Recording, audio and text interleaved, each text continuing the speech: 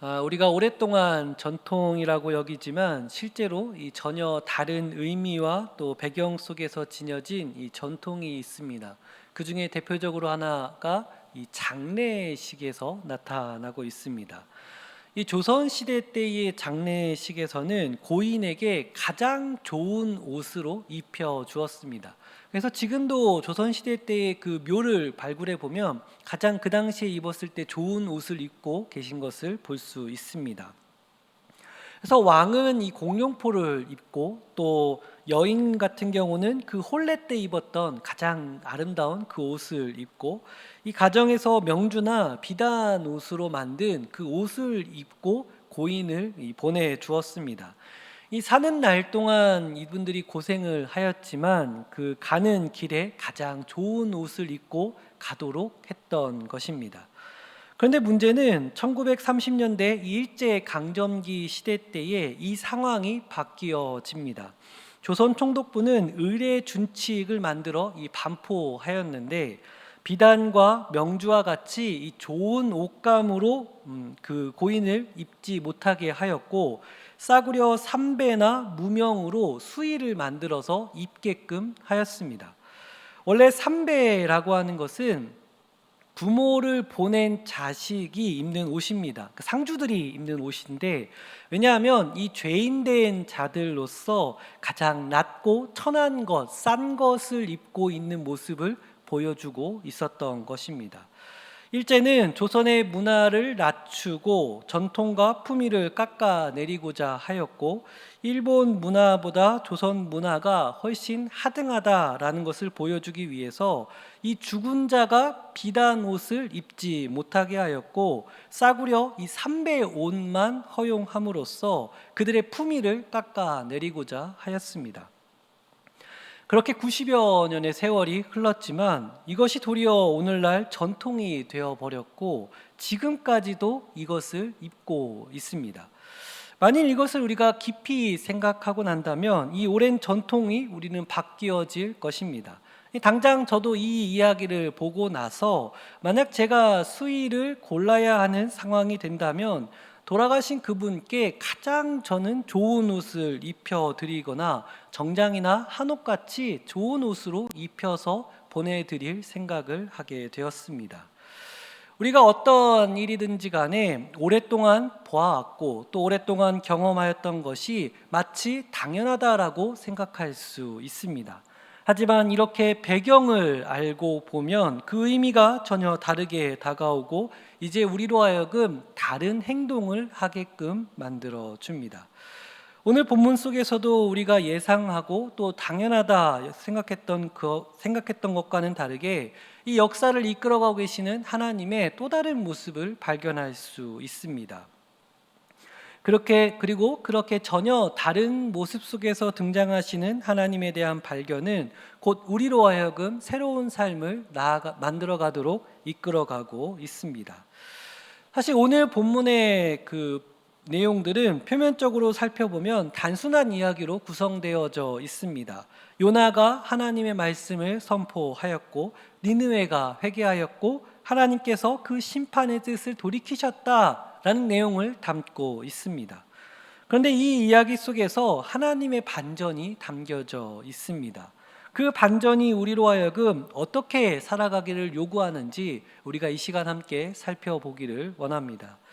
바라기는 성령의 은혜 가운데 우리 모두가 주님의 뜻을 알아가는 귀한 시간이 되기를 간절히 소망합니다. 먼저 본문 1절 말씀 가운데 여호와의 말씀이 두 번째로 요나에게 임하여졌다라고 시작하고 있습니다. 여기서 두 번째로 요나에게 임하여졌다라는 내용이 중요합니다. 하나님은 실패자를 다시 부르시고 그를 위하여 하나님의 뜻, 그 소명을 알려주고 계십니다. 사실 요나는 실패자였습니다. 그것도 철저히 자신의 뜻과 하나님의 뜻이 달랐기에 말 그대로 자기가 싫다라고 하는 그 이유로 인하여 하나님의 뜻을 저버리고 반대의 길로 갔던 사람입니다. 이것은 사실 아담과 하와의 사건도 떠올리게끔 만들고 있습니다. 아담과 하와는 철저하게 실패한 사람들입니다. 분명 먹지 말라고 하신 그 하나님의 뜻을 등지었고 자신의 뜻대로 행동하였기 때문에 그러합니다. 하지만 놀랍게도 하나님은 그 실패자들에게 다가가시고 다시 그들에게 기회를 주시고 계십니다. 통상적으로 우리는 이렇게 생각할 때가 있습니다. 한번 실패한 사람에게는 다시 기회를 줄 필요가 없다라고 생각합니다. 신뢰를 무너뜨린 사람을 다시 신뢰할 수가 없고 사명을 잃어버린 그 사람에게 있어서는 다시 사명이 주어질 필요가 없다라고 생각을 합니다. 그러나 하나님은 이러한 우리의 생각과는 전혀 다르게 정반대로 행동하고 계십니다. 왜냐하면 하나님은 언약을 신실하게 이루어 가시는 하나님이시며 하나님의 계획이 사람에 의하여 무너지지 않게 하시고 또한 이 실패한 일을 다시 세우심으로 말미암아 하나님의 능력과 그 은혜가 얼마나 뛰어나신지를 보여주고 계시기 때문에 그러합니다. 그 예시로 지금 요나가 등장하고 있습니다. 요나는 하나님의 부르심 앞에 도망쳤던 사람이었습니다. 그러나 하나님은 그를 포기하지 않으셨고 두 번째로 요나에게 다시 말씀하고 계십니다. 우리 인간의 기준으로 본다면 이 요나는 자격 없는 사람일 수밖에 없습니다. 모든 것을 포기하고 도망쳤던 사람이기 때문입니다. 그러나 하나님은 사람과 다르게 역사하고 계십니다. 가망성 없어 보이는 그 대상을 향하여 다시 품고 계신 것입니다. 이것을 바라볼 때 우리는 하나님의 은혜다라고 선포하게 되어집니다. 하나님은 기존에 사람이 지녔던 방식, 곧 지금의 모습을 통하여 앞으로의 미래도 이러할 것이다 라고 쉽게 결정하는 것을 깨뜨리고 그 망하여졌다, 가망이 없다라고 하는 그 사람을 향하여 다시 기회를 주시고 세워가시는 하나님이십니다. 그런데 놀라운 점은 이렇게 은혜를 입은 요나가 하나님의 모습과는 또 정반대의 모습으로 행동하고 있다라는 것입니다. 요나는 하나님의 말씀을 받아서 그 성읍에 들어가 하루 동안 돌아다니며 이 선포하는 모습을 보여줍니다.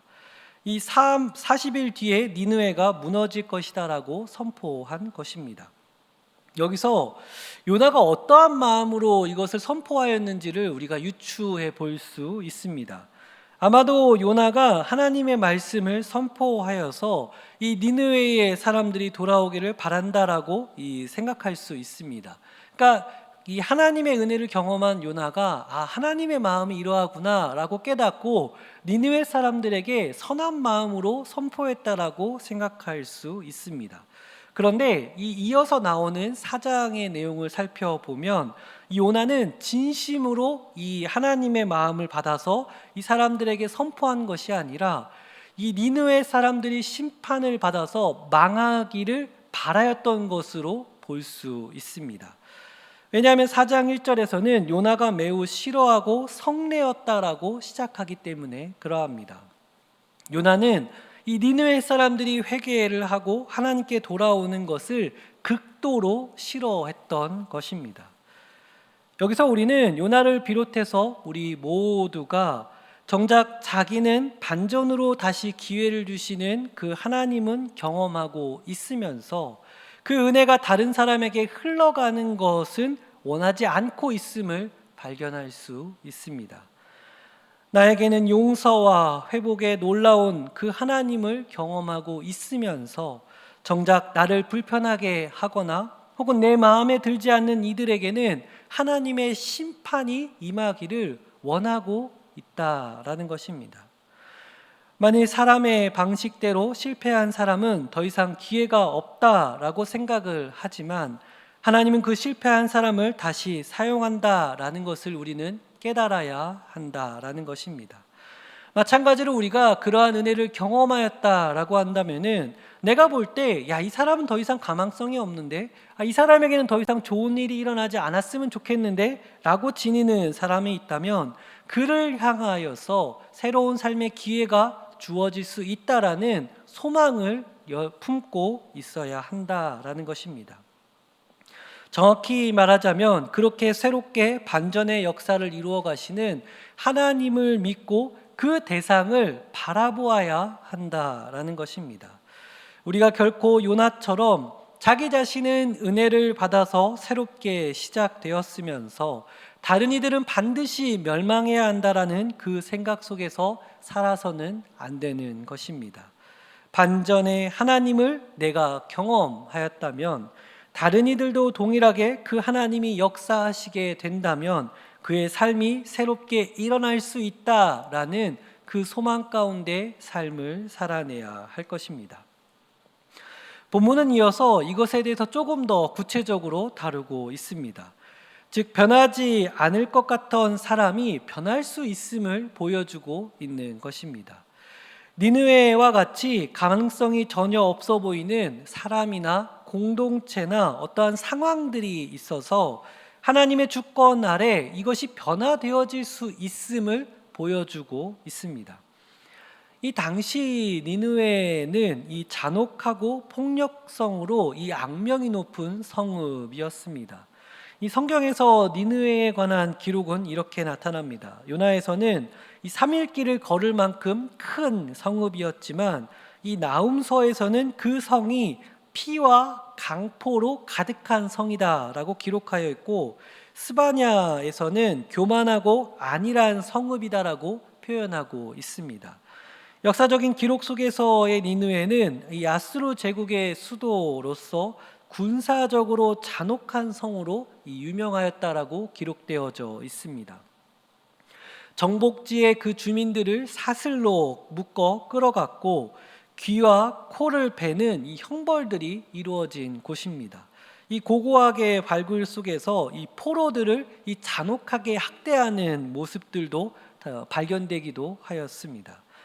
이러한 니느웨 사람들을 향해서 이들이 변화할 수 있다라고 생각하는 것은 사실 불가능하다라고 모두가 생각했을 것입니다. 이와 마찬가지로 우리는 누군가를 향해 이렇게 생각할 수도 있습니다. 다른 건 몰라도 야, 저 사람은 절대 변하지 않을 것이다 라고 생각할 수 있습니다. 하지만 놀랍게도 하나님의 말씀 앞에 그 기존의 고정관념이 무너지게 되어지고 새롭게 변화되어진다라는 것을 오늘 본문은 보여주고 있습니다. 요나는 이 3일 길을 걸어야 할 만큼 큰 성읍을 채 하루도 걷지 않고 외쳐 선포하였습니다. 이 부분은 정확히 이야기하면 요나가 전심으로 선포했다라기보다는 그냥 3일 길을 갈아야 될 그 성읍 속에 하루 정도만 걷고 대충 선포한 것으로 볼 수 있습니다. 그런데 갑자기 니느웨 사람들이 하나님을 믿기 시작합니다. 그 이면에, 그 이전에 어떠한 배경과 어떠한 상황들이 있었는지 우리는 알 수 없습니다. 그런데 하나님의 말씀이 이렇게 건성으로도 선포되어졌을 때에 갑자기 니느웨 사람들이 하나님을 믿기 시작합니다. 각종 신분을 막론하고 굵은 베옷, 우리로 따지자면 삼배 옷을 입기 시작하였습니다. 나 자신은 낮고 천하며 이 죄인이다라는 것을 스스로 고백하고 있었던 것입니다. 심지어 왕과 대신들은 조서를 내려 이 온 나라가 회개하도록 만들었습니다. 더 놀라운 점은 이들이 하고 있는 그 고백 속에 이들이 지금 얼마나 겸손하게 되어졌는지를 발견할 수 있습니다. 이 금식과 회개를 선포하고 난 뒤에 이들은 자신들이 구원을 받았다. 우리가 이렇게 회개하면 우리는 구원받을 수 있어라는 확신 속에 있지 않았습니다. 9절의 말씀을 보면 우리가 멸망하지 않게 하시리라 그렇지 않은 줄을 누가 알겠느냐라고 이들은 고백하고 있습니다. 다르게 표현하자면 우리가 멸망받지 않을 수도 있지 않겠습니까? 라고 고백하고 있는 것입니다. 우리가 이렇게 행동을 하면 반드시 구원받는다라고 선포하고 있는 것이 아니라 우리가 이렇게라도 하면 혹시라도 우리가 심판받지 않을 수도 있지 않겠는가라고 매우 조심스럽고 매우 겸손하게 고백하고 있는 것입니다. 그 포악하고 교만하고 온 세상을 집어 삼킬 것과도 같던 그 아수르 사람들이 지금 납작 엎드려서 머리를 조아리며 이 두려움 가운데 떨며 하나님의 구원을 철저하게 바라고 있는 것입니다. 저는 이 장면이 매우 놀랍게 다가왔습니다. 절대적으로 여겨지는 이 사람만큼만은 변하지 않을 것이다 여겼던 그 생각했던 사람들이 이 요나의 입장에서는 바라보니까 기가 막혔을 것입니다. 왜냐하면 있을 수 없는 일이 지금 일어나고 있기 때문에 그러합니다. 여기서 중요한 흐름을 놓치지 말아야 할 것입니다. 우리가 볼 때 변하지 않을 것이다 여겼던 어떠한 장소나 사람이나 상황이 변할 수 있음을 제가 지금 설교하고 있습니다. 본문은 그렇게 변할 수 없다 여기는 모든 것이 변화되어짐을 또한 보여주고 있습니다. 그런데 중요한 점은 여기서 변화의 주체가 누구냐라는 것입니다. 사람들이 금식과 회개를 선포하였기 때문에 그 사람들이 변화의 주체, 스스로 변화되어졌다라고 생각할지 모릅니다. 사람의 의지를 갖고 변화시키는 것인가? 라고 볼 수도 있습니다. 그런데 본문은 그 시작점이 분명하게 어디에 있는지를 보여줍니다. 하나님의 말씀이 요나에게 임하여져서 니느웨로 가서 그 말씀을 선포하라 하셨고, 그 선포된 말씀 가운데 이 니느웨 사람들이 듣고 변화되기 시작한 것입니다. 이 메시지, 주님의 그 말씀이 변화를 일으킨 것입니다. 그래서 변화의 주체는 하나님의 말씀, 곧 하나님이 모든 것을 변화시키시는 것입니다. 그래서 사람은 변화시킬 수 없지만 하나님은 변화시키실 수 있는 것입니다. 이것은 설교하고 있는 저의 삶도 지나온 모든 삶 속에서 경험했던 것이고, 아마 이곳에 계신 많은 분들도 경험했던 것일 것입니다. 나는 도저히 변화되지 않을 것 같고, 나는 도무지 하나님을 믿지 않을 사람이었지만 하나님의 은혜가 임하여졌을 때에 변화되어진 것을 우리는 다 경험하였습니다. 그렇다고 한다면 우리는 니느웨를 다시금 살펴볼 수 있습니다. 만일 나에게 있어서 절대 변하지 않을 것 같다라고 여겨지는 사람이나 어떤 집단이 있을지, 혹은 가망성이 없어 보이는 관계와 또 오랫동안 변하지 않는 어떠한 조직이나 복음의 불모지가 있다라고 생각할 수 있습니다. 그러나 그곳에 하나님의 말씀, 하나님의 임재가 이루어지게 되면 그곳은 변화될 수 있는 것입니다. 이 믿음으로 우리는 주어진 삶을 향하여 나아가야 하는 것입니다. 그리고 우리는 증명하는 삶을, 증거하는 삶을 살아내야 합니다. 하나님의 역사로 이 변화가 이루어짐을 나타내야 하는 것입니다. 놀라운 점은 그렇게 변하지 않을 것 같던 사람이 변할 수 있다라는 것은 그 변화를 일으키시는 하나님을 온전히 드러내고 있습니다. 오늘 본문은 하나님의 말씀으로 변화가 일어나는 것으로 끝나지 않고 이어서 하나님 또한 이 뜻을 돌이키시는 모습을 보여주고 있습니다. 사람의 회개가 하나님을 움직인 것은 결코 아닙니다. 하나님의 자비와 긍휼이 그 예비하신 심판으로 하여금 거두게 하시고 구원을 베풀어 주시는 모습, 새롭게 나타나시는 모습으로 등장하고 있습니다. 오늘 본문 10절의 말씀은 이렇게 시작하고 있습니다. 제가 10절 말씀 함께 읽도록 하겠습니다. 하나님이 그들이 행한 것,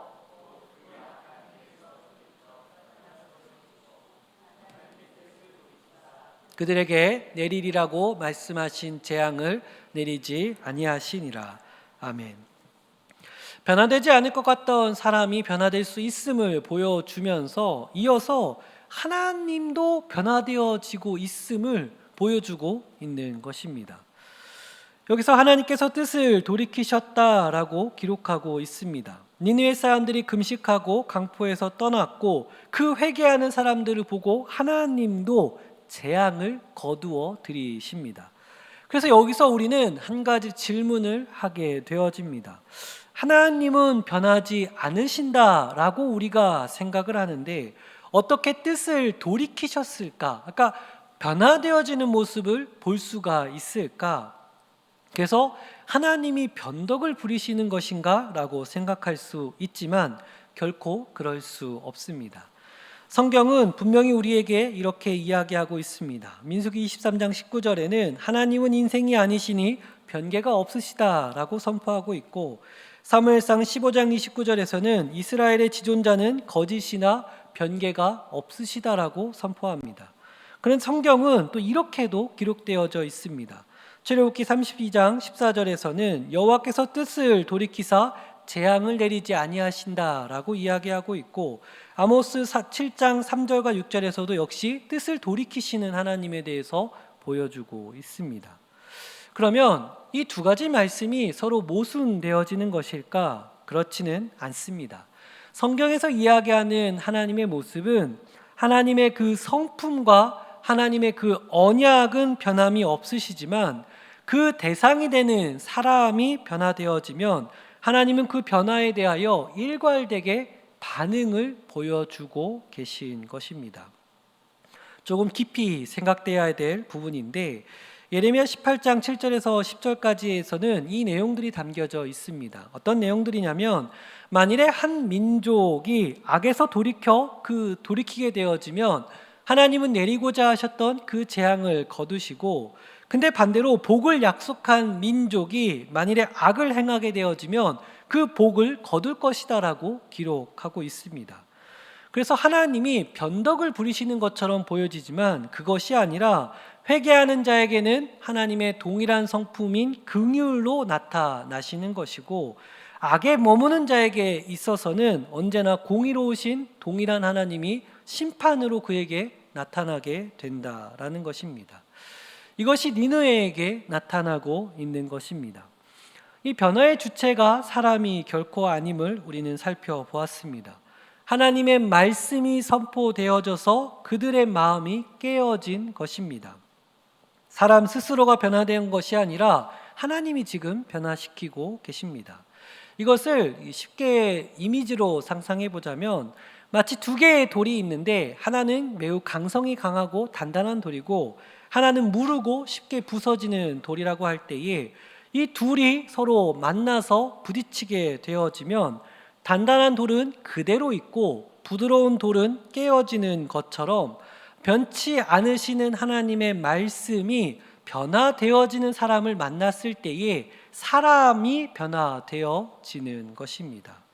그래서 뜻을 돌이키셨다라고 하는 것은 하나님이 처음 잘못 판단하시거나 실수하셔서 수정하신 것이 아니라, 처음부터 이 작정하여 이들을 심판하고자 즐기려고 하셨던 것이 아니라, 이 불변의 성품을 지니신 그 하나님이 변화되어지는 사람들에게 있어서 이 적용되어졌을 때에 나타나는 결과들이라는 겁니다. 쉽게 이야기하자면 이렇습니다. 하나님의 사랑은 변함이 없으십니다. 다만 그 사랑이 회개하는 자에게는 긍휼로 나타나게 되고 완악한 자에게는 심판으로 나타나게 되는 것입니다. 우리가 살아 계신 이 부모님의 모습을 생각해 보면 이해할 수 있습니다. 만약에 자녀가 잘못을 해서 이 처벌을 하기를 작정하였다가 그 자녀가 진심으로 이 잘못을 하고 돌이킨다면은 원래 내리고자 했던 회개를 돌이키시는 모습을 볼 수 있습니다. 이것을 두고 부모가 변덕이 있는 사람이다라고 보는 것이 아니라 부모의 사랑이 참되다라고 우리는 이해할 수 있는 것입니다. 하나님이 역시나 그러하다는 겁니다. 하나님은 살아 계신 하나님이시기 때문에 때로는 그 동일한 사랑으로 말미암아 심판을 선포하기도 하였다가 그 돌아온 이들을 향하여 기꺼이 내리고자 했던 재앙을 거두어 들이신다라는 것입니다. 그리고 우리는 이 원리를 십자가에서 가장 극적으로 발견할 수 있습니다. 우리 사람의 생각과 상식 속에서는 거룩한 하나님이 인간의 옷을 입고 인간의 몸을 입고 이 땅에 오신다는 것은 사실 이해할 수 없는 부분입니다. 그러나 하나님은 그 모든 상식을 깨뜨리고 변화되어져 이 땅 가운데 오셨습니다. 이 죄인들을 위하여 심지어 자기의 아들을 십자가에 죽기까지 내어주시기까지 하였습니다. 십자가는 그래서 변함없으신 하나님의 사랑이 가장 놀라운 방식으로 이 새롭게 나타난 곳이기도 합니다. 그래서 또 뜻을 돌이키시는 하나님을 믿는다라는 것은 변덕의 하나님을 믿는 것이 아니라 불변의 사랑과 긍휼로 일관되게 우리에게 다가오시는 하나님을 발견하게 만들고 있습니다. 그렇다고 한다면은 우리의 삶을 향해 우리가 새롭게 결단할 필요가 있습니다. 불변의 사랑으로 지금도 우리를 향해 긍휼로 베푸시고 우리에게 다가오시는 하나님 앞에서 나의 삶을 돌이켜 다시 하나님께로 향하는 우리의 삶이 되어야 하는 것입니다. 돌이키시는 하나님의 모습 속에 우리가 하나님의 그 사랑을 발견할 수 있다면 우리는 마땅히 우리의 삶도 돌이켜서 하나님께로 향하여야 하는 것이고, 우리가 바라보는 그 사람, 변화되지 않을 것 같은 사람도 다시 돌이켜 하나님의 사랑을 발견하게끔 만들어야 하는 것입니다. 말씀을 정리하겠습니다. 하나님은 우리의 생각과 전혀 다른 방식으로 역사하고 계십니다. 사람은 실패자들을 향하여 가망성이 없다 여기고 실패한 나 스스로를 향하여 더 이상 미래가 없다라고 생각할지 모르지만 정작 하나님은 그 사람을 다시 부르시고 계십니다. 우리가 절대 변하지 않을 것 같던 모든 사람과 상황들이 이 부르시는 하나님의 말씀 앞에 변화되어짐을 본문은 보여주고 있습니다. 그리고 그 하나님은 회개한 자들을 향하여 그 뜻을 돌이키어 변치 않는 사랑으로 다가오고 계심을 또한 보고 있습니다. 이것이 변덕이 아니라 불변의 사랑과 긍휼이 이 변화되어지는 사람들에게 적용되는 모습으로 나타나고 있습니다. 하나님의 그 돌이키시는 모습이 가장 잘 드러난 십자가를 우리는 잘 기억하고 있습니다. 우리는 이러한 하나님을 신뢰하며 이제 주어진 우리의 삶의 자리 가운데 그 하나님의 역사하심을 바라보며 하나님의 뜻을 이루어가는 우리의 삶이 되어야 할 것입니다. 우리 주님의 능력과 권능이 이곳에 계신 모든 분들에게 임하여져서 이제 새로운 변화의 삶을 이루어가는 우리 모두가 될 수 있기를 주님의 이름으로 간절히 축복합니다. 기도하겠습니다.